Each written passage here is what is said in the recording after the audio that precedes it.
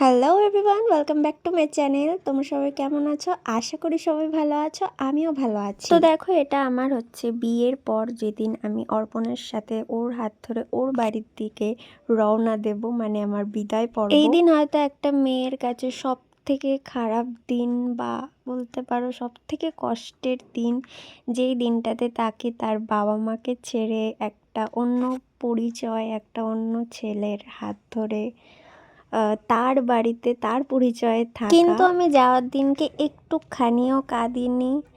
আমি জানি না আমি কেন কাঁদিনি, কিন্তু আমার মনে হচ্ছিল যে হয়তো আমি কাঁদলে আমার বাবা হয়তো কাঁদবে আমার সামনে, বা আমার বাবা হয়তো ভেঙে পড়বে। আমার বাবা বিয়ের আগে থেকেই অনেকবার বলেছে যে ম্যাও একদমই কাঁদবি না, যাওয়ার সময় আমি যেন তোর চোখে জল না দেখি। আমার মা তো সারাটা টাইম কেঁদে কেঁদেই কাটিয়ে দিয়েছে। এই দুটো মানুষের মুখের দিকে আমি একদমই তাকাতে পারিনি। আমি জানি যে আমি তাকালে কেঁদে ফেলবো, তাই আমি তাকাইনি। একটা কথা আমি প্রাউডলি বলবো, আমি যাকে পছন্দ করে, যার হাত ধরে গিয়েছি তার বাড়িতে, সে আমাকে ভালোবাসার অভাব একটুও বুঝতে দেয়নি। লাভ ইউ মা বাবা।